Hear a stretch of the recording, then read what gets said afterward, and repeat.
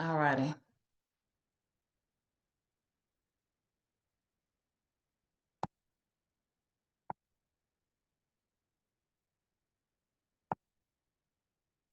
So I'm going to share my screen so we can get started for today. And hopefully it is the right screen.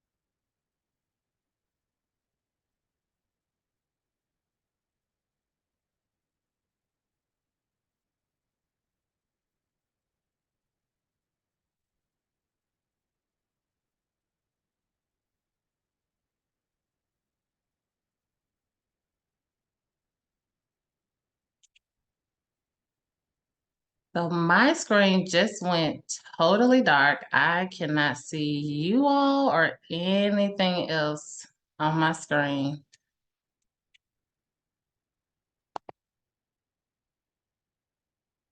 So we see your Canva right now, Camila, but if you can't see anything at all, okay. What happens if you just hit escape, the escape button? Yeah, nothing is happening. It's my screen is pitch black. I apologize, y'all.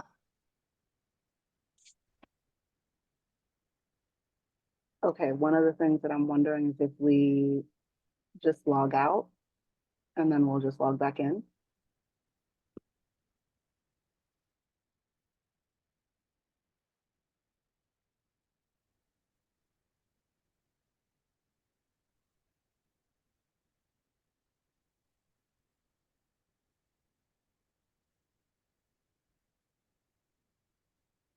Okay, did you hear me?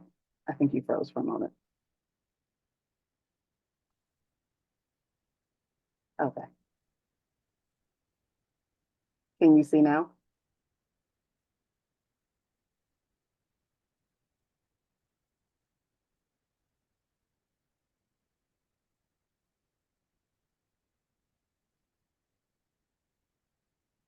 I blame everything, you guys, on astrology right now.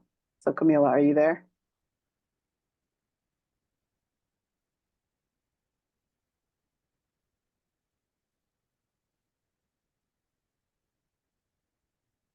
Can you hear me? Can anyone else on the call hear me? It's Rosella White, friend of Camila's, doing back end stuff.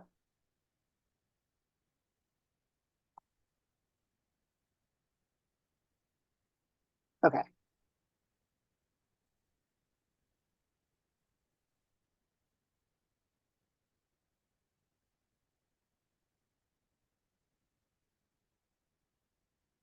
Camila, can you hear us?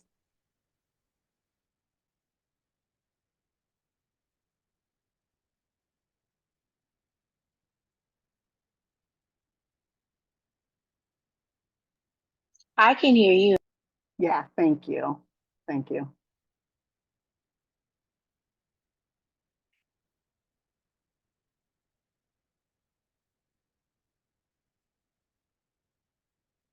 So what I'm going to ask you guys, if we log off and then log back in, and then I'm going to call her and have her just reload some stuff. Um, just so, because I know that there's so much good information that she has in here. So can I get a thumbs up or some type of way y'all letting me know? And then we'll restart the meeting ASAP. So if you just log out and log back on. Oh, I'm the host now. Okay. Maybe you don't have to log out. Hold on. I'm going to go on mute really quickly and just give her a call.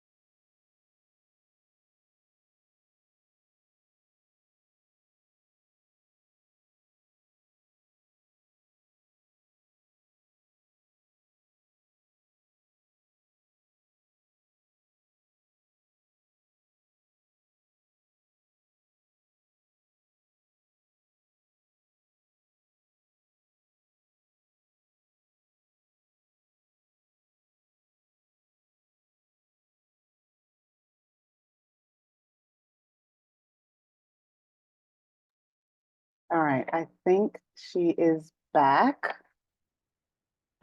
Thank y'all for your patience. You all know we plan all the things and get ready for all the things, and the things don't always go as planned.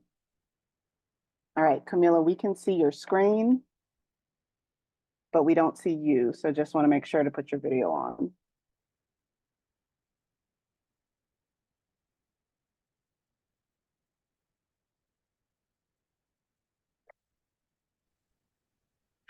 Hey y'all. Okay. You're I here. Yay. appreciate patience and grace. I promise y'all I have done Zoom courses before. We just have a lot going on this evening, but we're gonna we're gonna get to it. So I appreciate all of you all being here tonight. For the Superwoman Unmasked, tonight we're going to be taking off the mask and really just looking at this Superwoman trope that some of us have been carrying, and shed some of the impossible standards that are just making life a lot more difficult and challenging than what it needs to be. So, who am I? Most of you all actually are friendly faces to me. I've either worked with you all personally, professionally, or just maybe a roundabout way. But I am a licensed clinical social worker, and I have been in the mental health and the helping profession for my entire adult career life.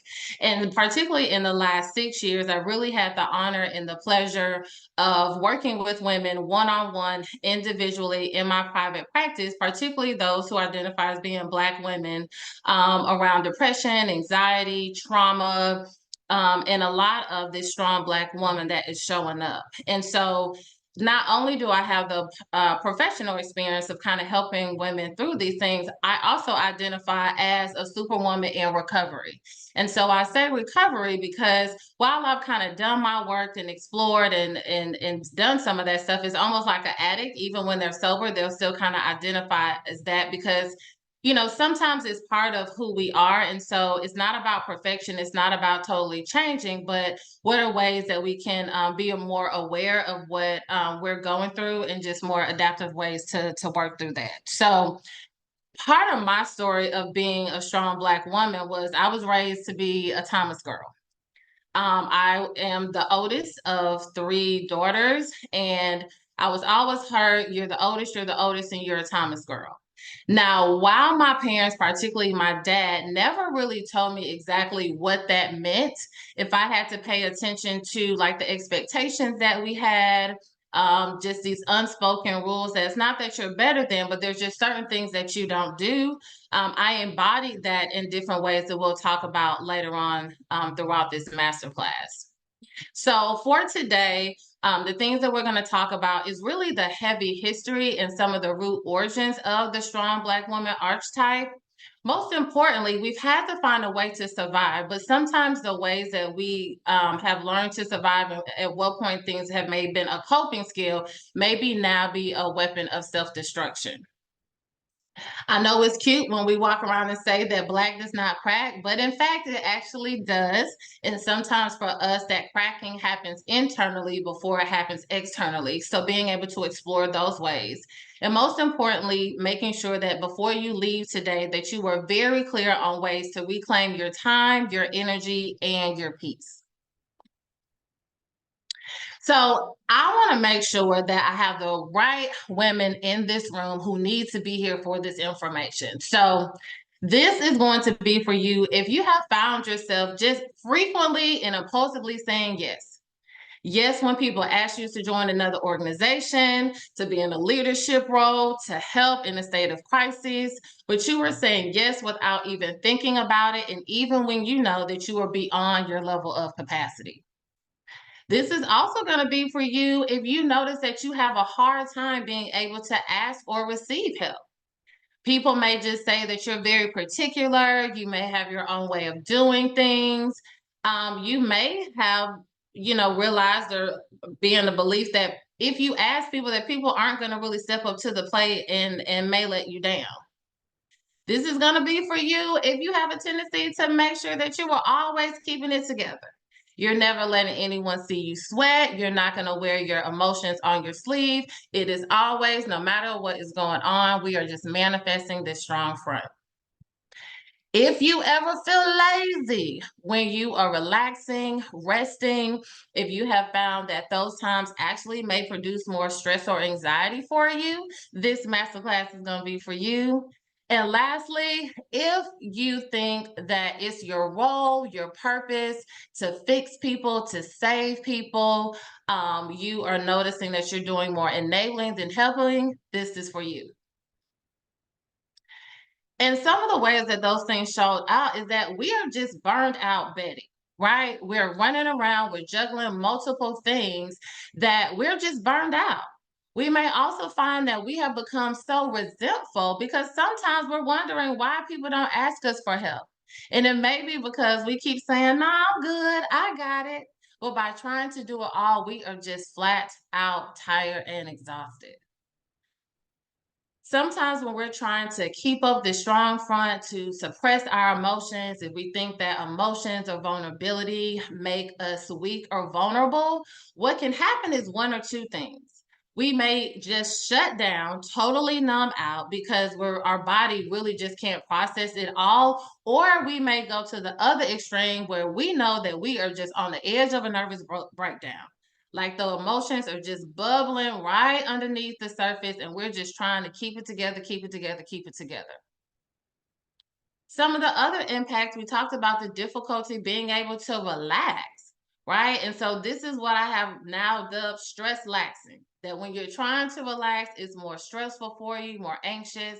And so sometimes those feelings can just keep us in go mode, right? We're constantly trying to stay busy, sometimes in a way to avoid some thoughts and feelings that may come up when it gets tired, when it gets quiet, or we have had messages that relaxing is a sign of laziness. And the last thing that you may be noticing is that when we're trying to save everyone, we have now become misfixed. We are the go-to person anytime a crisis is arise. We may find ourselves in unbalanced relationships where people are constantly needing us to show up for them, to pour into them, but we may not be receiving that back. So if I am talking to you, if any of this is just like, yes, yes, this is me, I'm saying number 5, the accuracy, yes, yes, absolutely. So let's keep going further. So if you're noticing these things, you are not crazy. Okay. These are all symptoms of one of the 5 traits of the Superwoman schema. So in May of 2010, a nurse by the name of Cheryl Woods Giscombe, she published a research article after she did 8 focus groups around Black women, where she was really trying to see the connection between how they cope with stress and some of the health disparities. And so these are the 5 traits that she found pretty consistently across the 8 focus groups. 1, that there was an obligation to manifest strength. 2, an obligation to suppress their emotions. 3, there was resistance to being vulnerable or dependent. 4, that there was a determination to succeed despite limitations. And the 5th one was an obligation to help others. So I want to drop a poll to see. Okay, can you all see the poll? I see it on my end. Yes, you see the poll? Great. Okay. So if you all can take a moment, think about these 5 traits and some of the things that we just talked about, and let me know which one or ones of these do you feel like you struggle with the most? Everybody has answered. So the highest ones are 1 through 4, the obligation to manifest strength, determination to succeed at all costs, obligation to help others, and we got someone else, and resistance to vulnerability or dependence. Okay. So hopefully with this, you can see that you are not alone in what some of the challenges are. So while we can identify the problem, it's also really important to make sure that we're looking at the root. And so If we have to think about our ancestors, particularly the ones who were brought over here in America, there was just something called slavery, right? And so, what happened when our ancestors were brought over to this country, their individuality was stripped. And their only purpose and worth was seen in how productive they could be. If you didn't work long hours, if you weren't the strongest, if you weren't the best, we had absolutely no use for you. And so, in order for them to withstand and survive the daily oppression, the daily racism, the daily abuse, the daily neglect, they had to manifest this strength. There was no crying, there was no saying that I need rest. Right? They literally had to push through and keep it together, literally, because the alternative was death. If we're thinking about Black women during that time, they were also responsible for the emotional and the physical labor of the wives and children of their slave owners. So while they were getting up every single day, literally pouring and tending and caring to everyone else, when they returned home to their own families late at night, what, if anything, did they have to give to them, let alone themselves?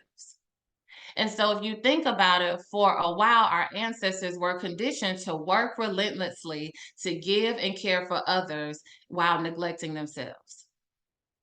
As we move through the years, we're still having to deal with some of the systemic oppression and barriers that have kept our people down. And in an attempt to become independent, and be more self-sufficient, also kind of fight against some of the single households that are that we had to deal with. There were stereotypes of like the welfare mom, Jezebels, Black women being very sexualized. And so for us to say, you know what, we don't need to depend on other people. While our Black men may not be here to help us raise these families, whether it's they've fallen victim to the drug crack pandemic, unfair incarceration. They may have left to go to the military to kind of have other options. Black women were left sometimes to have to fend for themselves.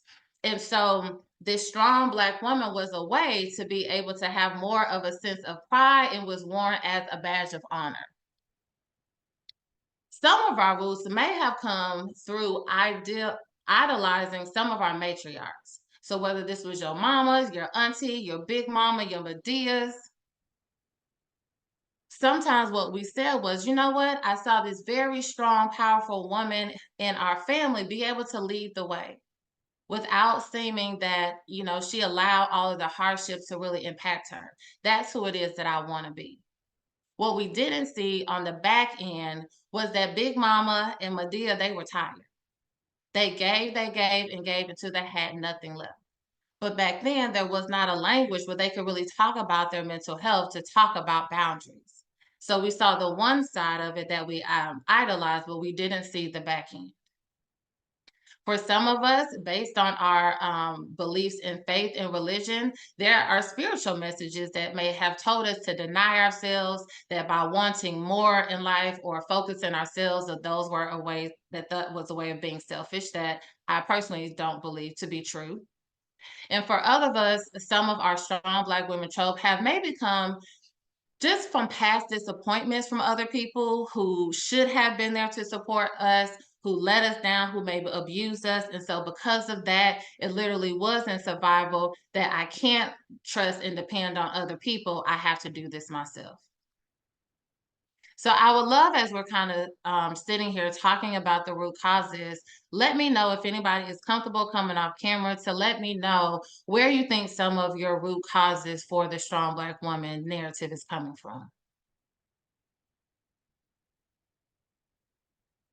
I'll share. I know that mine came from past trauma. So past disappointments, losing my dad at an early age, not having a strong connection with my mom, and leaving home really early at the age of 16. So just being in survival mode, feeling like I had to always depend on myself. Yeah, thank you for that, Michelle. Mhm.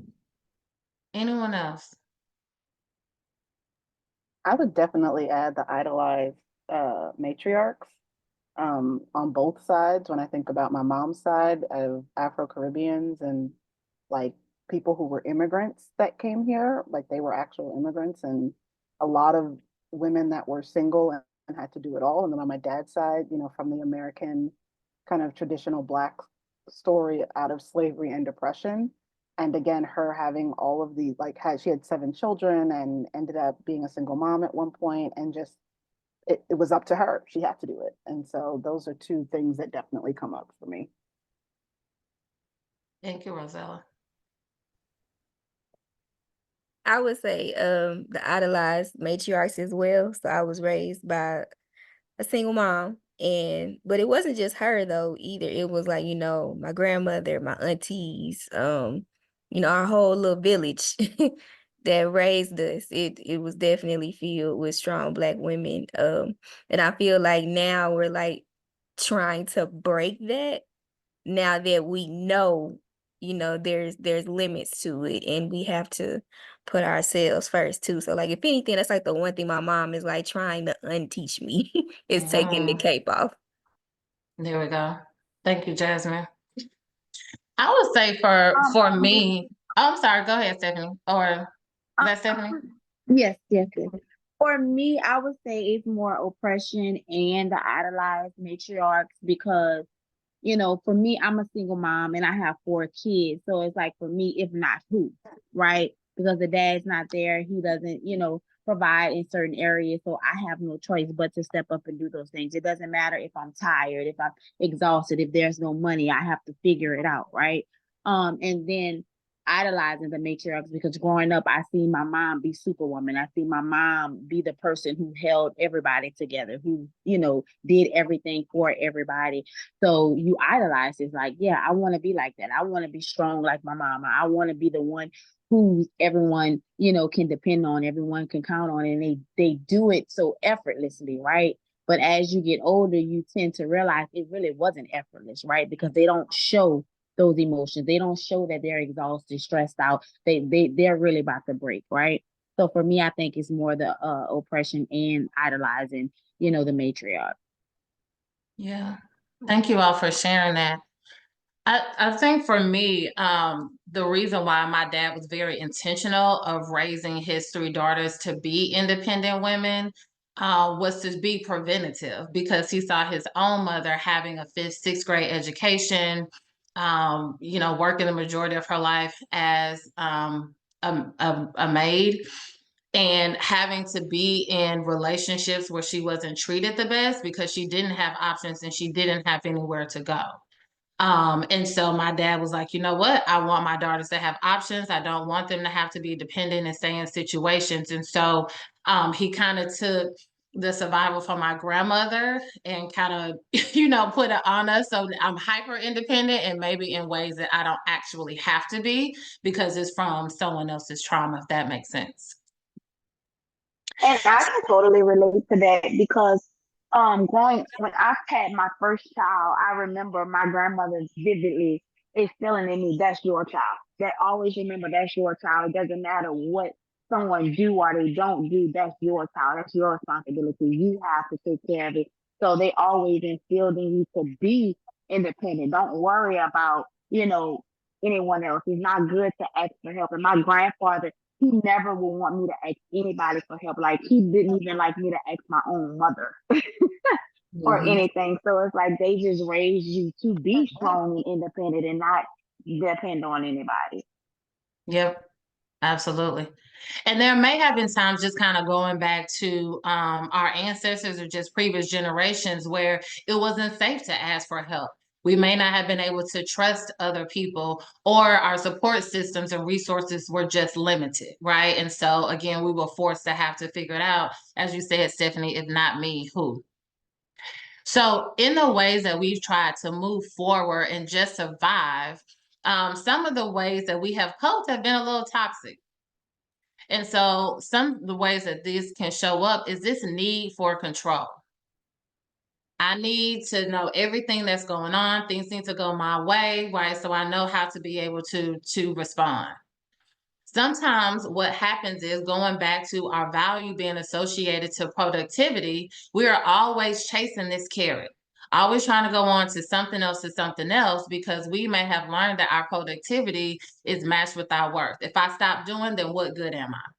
When really you were worthy and deserving just because, even if you help no one else.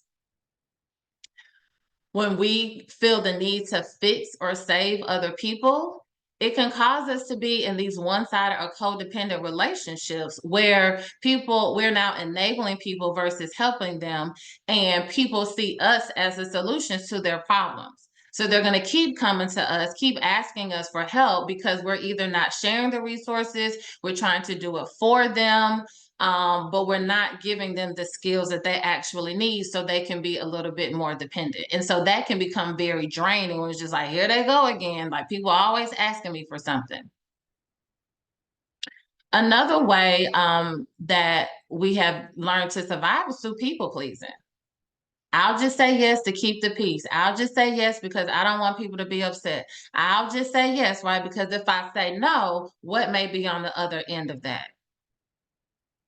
And so sometimes that can make us feel like we are guilted into doing things. We're feeling obligated to show up for people versus us doing it because they really deserve it and we want to. We talked earlier about the need to stay busy, right? Because sometimes in those quiet moments, it can be very stressful. We can feel lazy. We can also have a tendency to keep people at a distance. We ain't gonna let people get too close of us. Yeah, we'll be there for everyone else, right? But we may have a hard time being able to allow others in and receive that same kind of love and compassion that we give to other people. What else? What are other ways? I'm just looking in the chat. Yeah, talking about the codependent relationships. What are other kind of maladaptive ways that you're seeing that maybe the ways that I've been trying to go through this strong Black woman thing is actually hurting me versus helping me?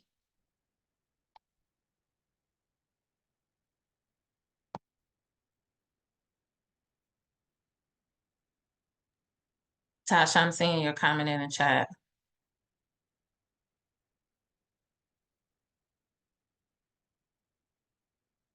Mm-hmm.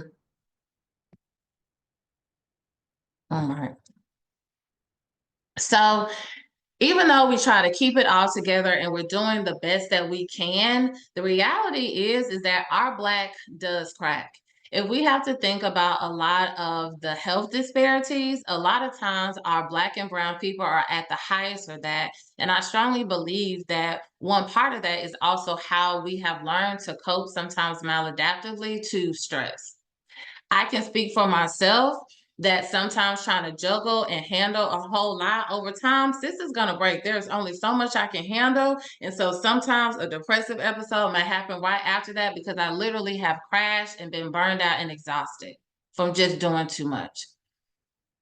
Other times it can show up in anxiety, irritability, sleep problems, right? Because our mind is constantly going. It may be hard to turn some of those thoughts off at night, and just constantly needing to keep our head on a swivel to remember all of the things and do all of the things can keep us in this fight or flight state.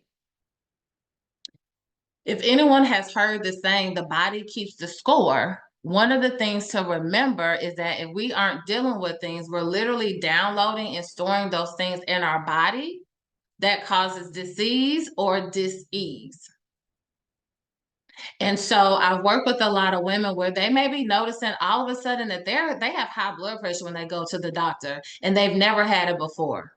They may start having these migraines or very intense headaches. That could be an indication of stress. They're noticing pain in different parts of their body, and sometimes that pain also shows up in their reproductive organs as well. Other ways that our Black is cracking is by feeling alone, isolated, and misunderstood. If we're partner and in relationships, if we're trying to do it all, sometimes our partners, our friends, family members don't know how to help us. Or they may feel unvaluable and not needed because we always trying to do it ourselves, right? But it is okay for us to be able to receive that kindness and peace.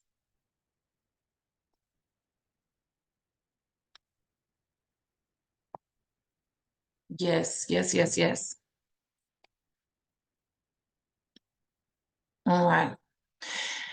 So I want you to take a moment, if you can, if you feel comfortable, to close your eyes for a second. We've talked about, we're very clear on the ways that this is not working for us. The ways that some of the coping skills have become a little bit more self-destructive. But the reality is that if we make some shifts, if we make some changes, a whole new world, a whole new life is possible.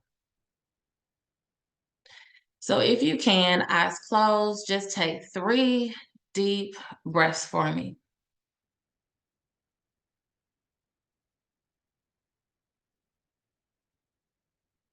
That today is the opportunity for you to start anew,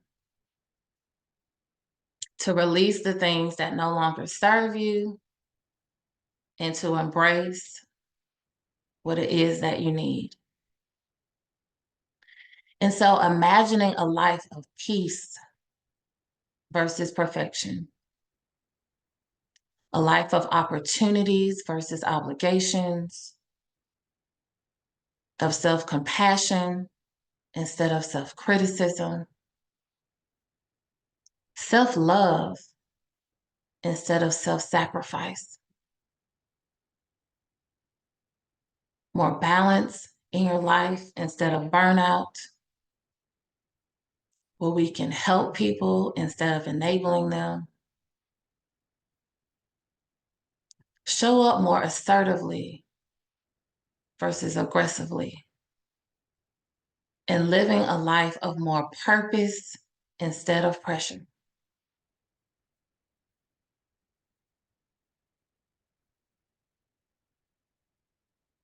I invite you to take another big, deep breath.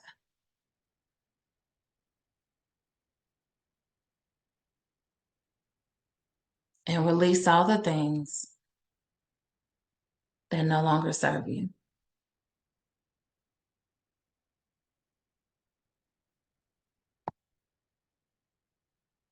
Because today, for the next couple minutes, we're going to talk about 5 ways for you to be able to reclaim your time, your peace, and your energy. You can return back to me.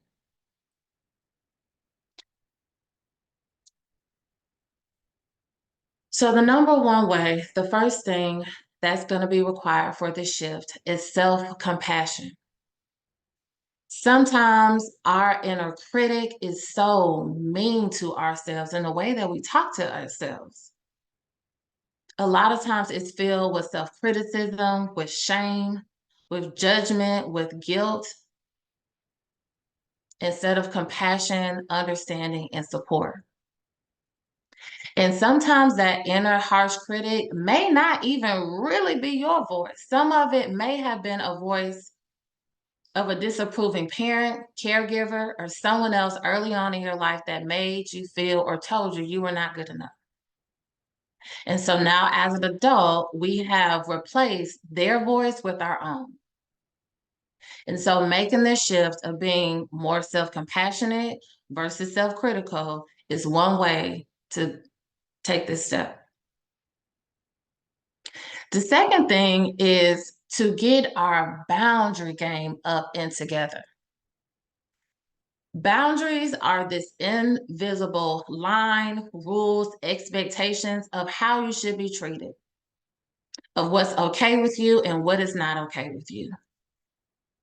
And when we're able to not only just identify, communicate, implement, and also sometimes enforce those boundaries, that helps us with not pouring from an empty cup, because that boundary says, this is where I no longer go. I don't go past this point because I'm at capacity. I don't want to, I don't need to, this is not in my best interest, versus, sitting into the people pleasing. This is also about being able to say your no without guilt or shame and be able to communicate those non-negotiables.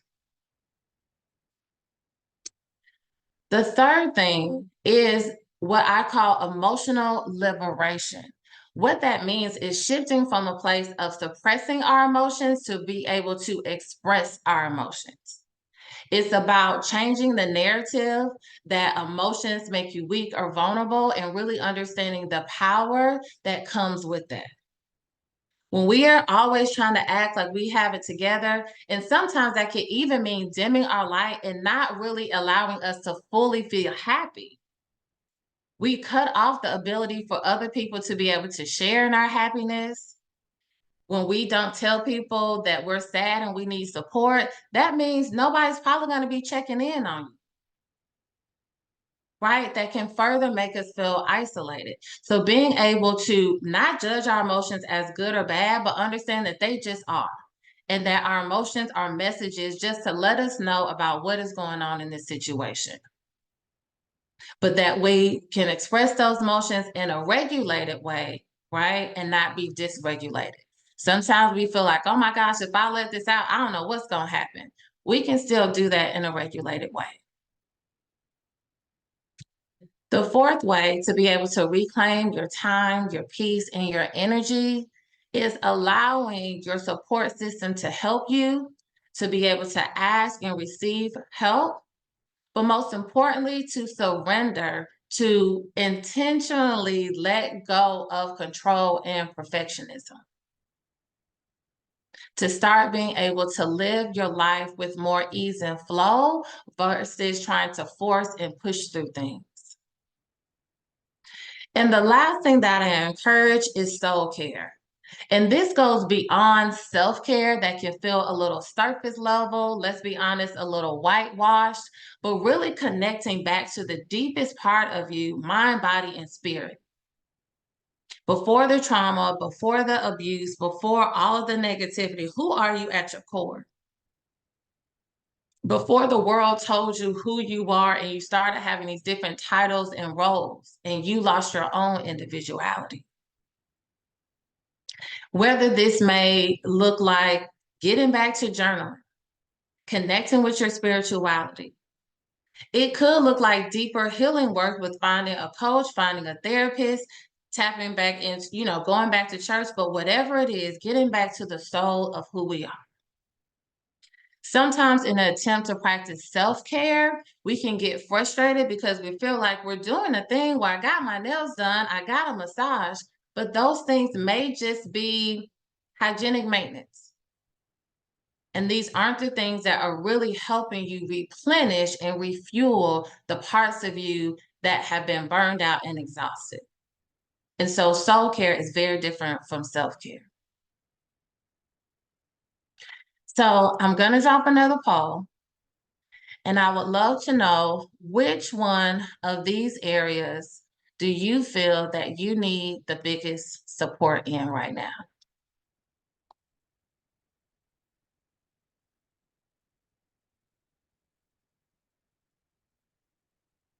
Are you all able to see the poll? No, we can't see it now.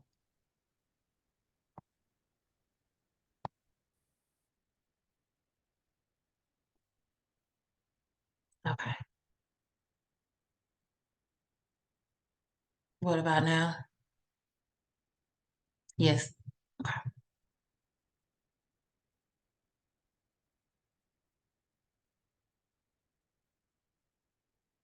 Are we needing more support with self-compassion, implementing and enforcing our boundaries, allowing ourselves to be able to express our emotions without shame, guilt, or judgment? Do we need to let go of control, perfectionism? Or is it self-care, soul care?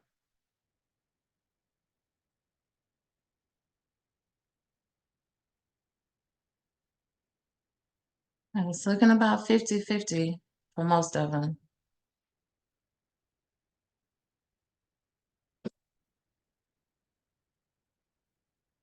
Okay. So it looks like the number one thing was letting go of control and perfectionism, equally followed by boundaries, self-compassion, soul care, and emotional expression. All right.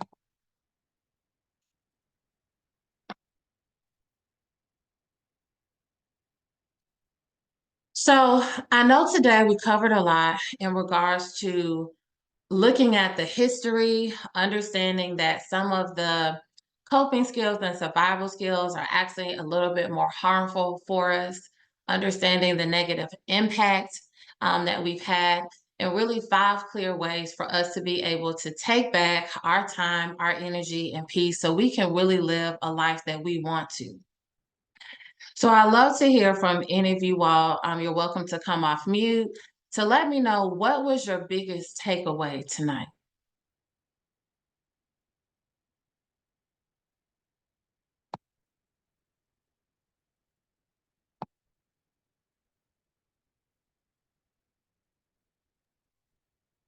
I would say that we're all just, we still trying to figure it out.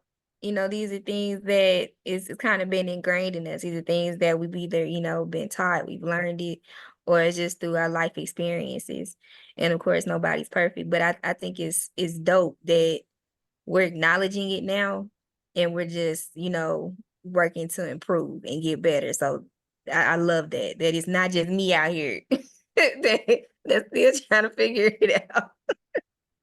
It is not just you, Jasmine. And this is one of the powerful things that happens when we come together is that we realize that we are not alone, that there are other women who are experiencing the same thing, and that there's something that we can do about it. It looked like based on the last poll that most of you all mentioned the need for control, a need to let go of control and perfectionism. Does anybody want to talk a little bit about what is the most challenging about releasing that need for control?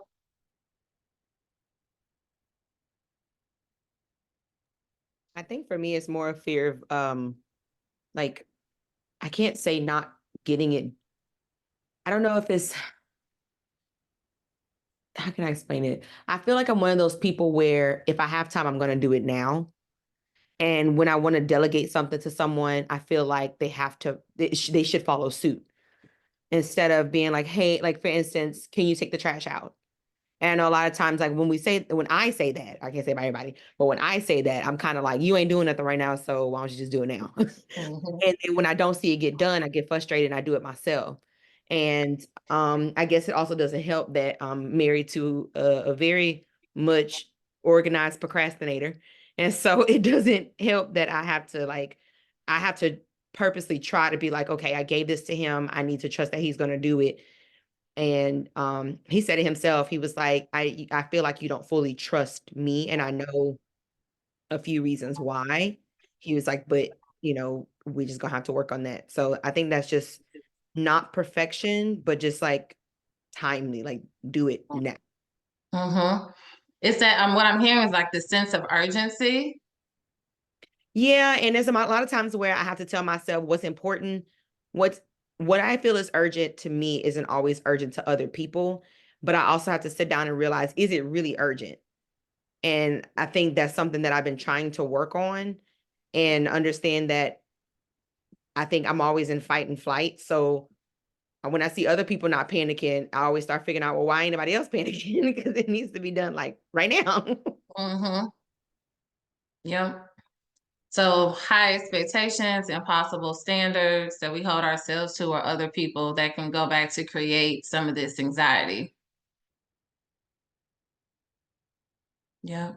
Anyone else want to share takeaways for today? I think for me, it's the history. I don't have a lot of knowledge of history because of where I grew up. I grew up in a small town where there were very few African Americans there. And so we didn't learn anything about Black history, about slavery, about anything. So I find that I'm behind in understanding like the deep roots of the Black woman and just Black people in general. And so I think just having a deeper understanding of that is really, really helpful for me. Those are the places where I have gaps now that I need to fill in my life. So I really appreciate learning more about the history and the origins. I appreciate that transparency, Michelle. Well, as we keep moving forward, one of the things is that, again, most of you all I know to some degree, and I already know that you all have been trying to figure this out on your own. Some of you all have already mentioned that you may feel alone, that you may need some accountability, and really just ways to be able to go deeper. And so, I would love to be able to help you be able to do that starting in a few weeks. On May the 1st, we'll be launching again the Reclaim Her Coaching Academy. This is going to be the opportunity for 5 consecutive weeks. We will be meeting for an hour to go through more in depth in those 5 keys that I told you before about ways for you to be able to reclaim your time, your energy, and peace. The highlights that I have found both personally and professionally as I'm working with strong Black women is to be able to get really clear, to have guilt-free and unapologetic boundaries. If you work with me, if you know me professionally, I am always going to be about those boundaries, because trust me, that is the number one way to make sure that you are protecting your peace. The second thing is the emotional freedom. Y'all, we have so much that we are going through, and it is really helpful for us to be able to learn how to redefine what real strength and vulnerability looks like. So we are not either snapping on people, we're not trying to keep it together and just acting like we're stoic, but we are really able to embody, accept, and feel the fullness of all of our emotions, to be able to let those out in very healthy ways. And the third is, as you all mentioned, the need to release control and perfection.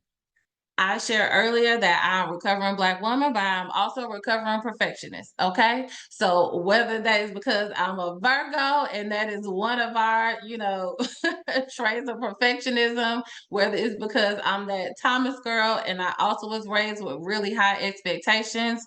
But y'all, when we are able just to relax, and as some of you all said, everything is not an emergency, right? I do not have to keep it perfect. People actually connect with me when we share more of our flaws and vulnerabilities. These are going to be keys to be able to change your life.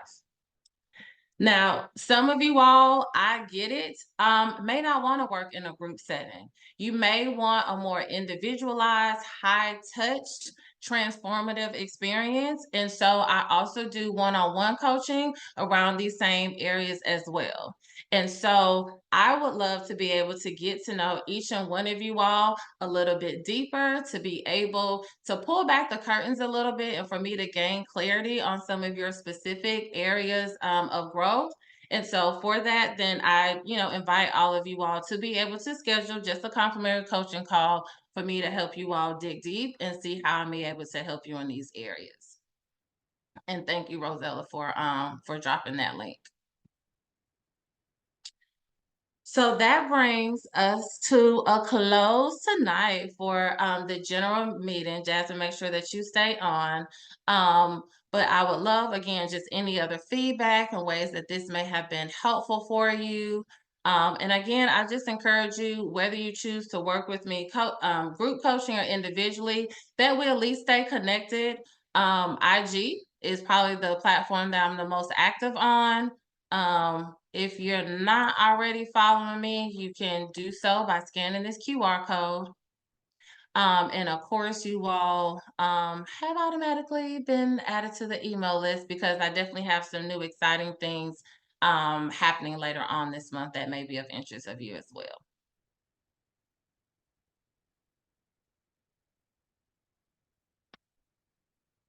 But before we close, any questions, comments, concerns? You're welcome. Thank you. It was good. It's really good. Thank you. You're welcome. Jasmine, make sure you don't hop off, love.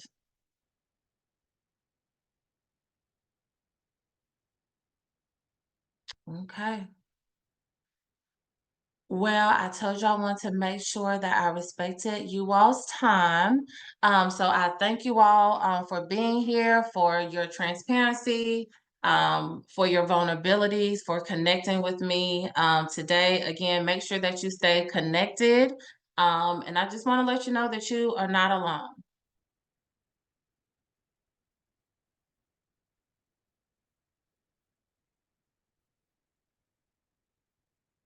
Yes, we got this. Okay, well, I am going to say good night and release everyone except for Miss Jasmine.